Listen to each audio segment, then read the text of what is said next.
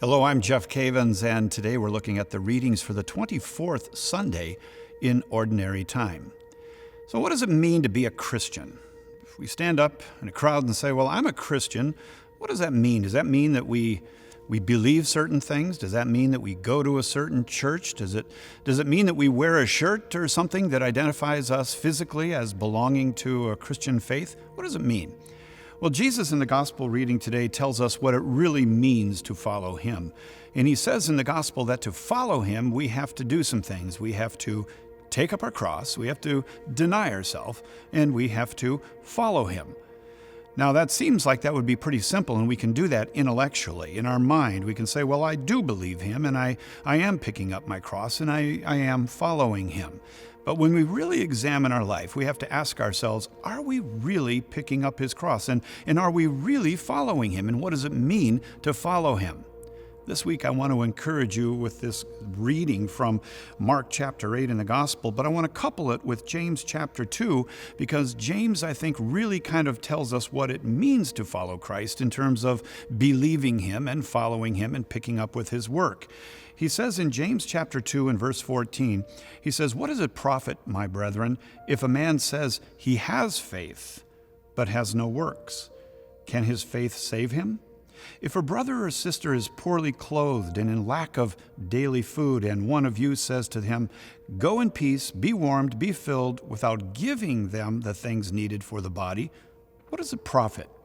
So faith by itself, if it has no works, is dead." And so I think that these two readings of James and the gospel reading of Mark chapter 8 fit so well together, and the church in her wisdom has coupled these verses to show us that, yes, we do need to follow Christ. We need to pick up our cross. We need to deny ourselves, but we pick up our cross, we follow him and deny ourselves by doing what? By walking in faith. And faith is more than simply believing. In fact, the Catechism of the Catholic Church gives us two components of faith. The word faith is related to the word believe, and believe is related to the word amen. There are two aspects. Number one, intellectual assent. Yes, I do believe the Lord. Yes, I do believe I should pick up my cross. I do believe that I should entrust myself to the Lord. I believe all these things. Intellectual assent. Number two, the Catechism says that if we're going to walk in faith, we're going to believe, not only do we make intellectual assent about everything that Jesus taught, but there is a personal entrusting of ourselves to him. And so to be a Christian is someone who believes all that Jesus has taught and all that he has given to the church. But a Christian is someone who is personally entrusting themselves in the area of picking up their cross, in the area of denying themselves and walking according to his ways.